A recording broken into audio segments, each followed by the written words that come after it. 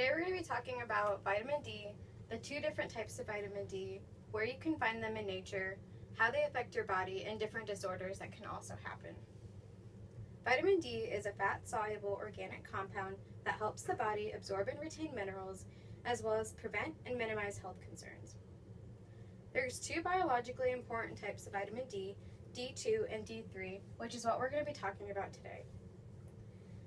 Ergocalciferol, more commonly known as vitamin D2, is not produced by the body. Instead, it is produced and synthesized by fungus and plants in response to UV radiation from the sun. Vitamin D2 is also commonly synthesized in laboratories. Vitamin D3, on the other hand, is also known as cholecalciferol and is formed in the skin of vertebrates, or humans, when we are exposed to sunlight. It's the primary form of vitamin D supplement used to combat vitamin D deficiency and rickets. Here on this page we can see the structural formulas for vitamin D2 and D3. They look pretty similar except for just a couple of differences on the side chains. On the vitamin D2 side chain, we can see a double bond between the carbon 22 and 23, as well as a methyl on the carbon 24, which is not present in the vitamin D3. Here and there. On the next page, we'll talk about where you can find vitamin D2 and D3 in natural sources. Vitamin D is found in many foods, including fish, eggs, milk, cheese, cod liver oil, as well as in the sun. The sun also adds to the body's daily production of vitamin D, and as little as 10 minutes of exposure is thought to prevent vitamin D deficiency. Now we're going to go through the synthesis of vitamin D3 that occurs in the body. To start with, this molecule, 7-dehydrocholesterol, occurs naturally in the skin. When UV light strikes your skin, it causes this reaction to become catalyzed, in which these electrons around this ring shift over. This breaks the ring open to form this compound here. To help keep track of things, this CH3 group is this same one here. You may have noticed that this has 4 rings and this has 3, and that's the reason that these are labeled A, C, and D. This ring here is actually ring B, but it doesn't exist in this molecule here.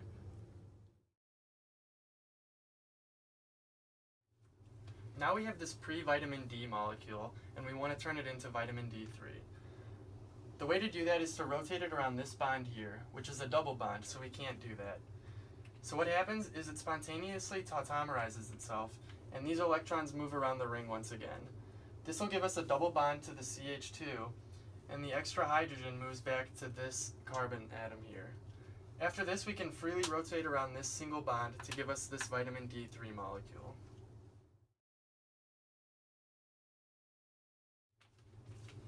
Now that we have our vitamin D3 molecule, the body needs to synthesize it into a useful molecule. The way it does this is in the liver, this enzyme 25-hydroxylase hydroxylates the 25th carbon atom, which is up here, and it puts an OH group on it. After that, the molecule is transported down to the kidney, where a second enzyme, 1-alpha-hydroxylase, hydroxylates the first carbon atom, this one, and puts another hydroxy group onto it. This gives us 1,25-dihydroxycholecalciferol, which is the active form that the body needs for various tasks.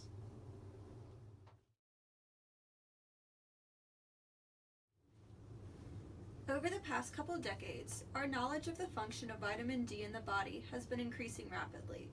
It was first discovered by scientists who were trying to find a cure for rickets in the early 1900s. But with modern techniques and analysis, we have been able to see how active and involved vitamin D is in a wide variety of processes in the body.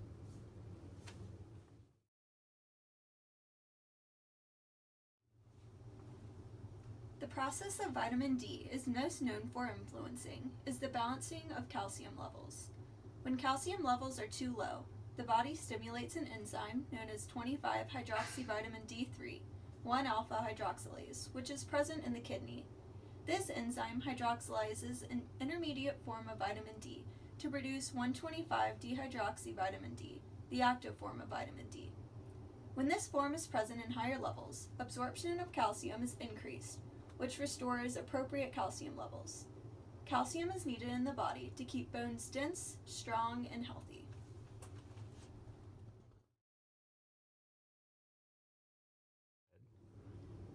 Another important process that vitamin D takes part in is the regulation of serotonin synthesis. In the brain, vitamin D activates a tryptophan hydroxylase enzyme, which converts tryptophan, an amino acid, into serotonin, a neurotransmitter.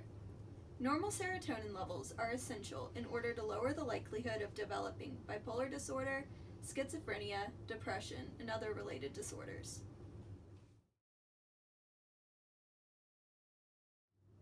There are many risk factors concerning vitamin D deficiency.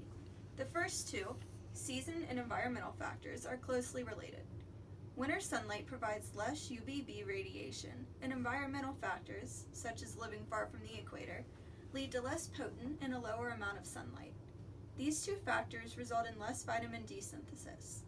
Under these conditions, we have to rely on food in order to reach the optimum level of vitamin D in the body. Age also affects the efficiency of synthesis of vitamin D. The elderly aren't able to synthesize vitamin D as efficiently as youth. Sunscreen and protective clothing also limit the amount of UVB absorbed and used to synthesize vitamin D. Lastly, people with kidney or liver diseases have trouble efficiently synthesizing vitamin D because the liver and kidney are two places where the synthesis occurs.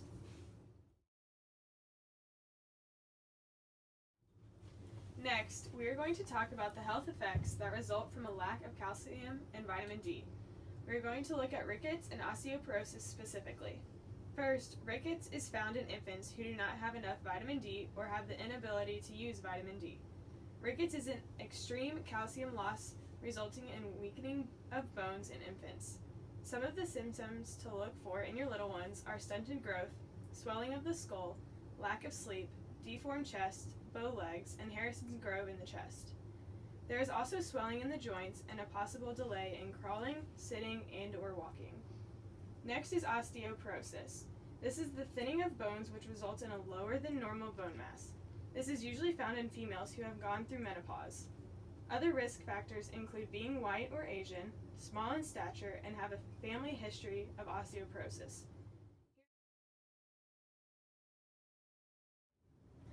Here, you can see what happens to the posture of people who develop osteoporosis.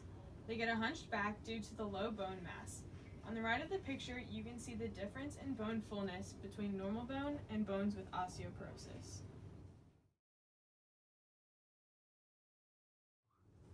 Now, we are going to look at the effects of the lack of serotonin levels due to a vitamin D deficiency. Specifically, we are going to look at seasonal affective disorder. Seasonal affective disorder results from a decrease in serotonin levels and occurs during the winter months due to the lack of sunlight. Symptoms from this disorder include fatigue, trouble concentrating, weight gain, and depression. Treatments for this disorder includes medications and light therapy. In this presentation, we learned about vitamin D2 and vitamin D3 and their effects on the human body. Here's some more fun facts about vitamin D. Number 1, you would need to drink 10 tall glasses of milk to get the amount of vitamin D you need in a single day. 2, vitamin D is not actually a vitamin, it's a hormone. Number 3, most vitamin D3 supplements are derived from lanolin, which you can find in the wax on sheep wool. Number 4, many people think Sunny D is high in vitamin D. However, the D actually stands for delight, not vitamin D, and Sunny D contains a high amount of vitamin C, which can be found in oranges. Number 5, extremely high levels of vitamin D can lead to excess calcium absorption. This excess calcium in your body is deposited in your organs, and if you leave it untreated, it can cause serious organ damage.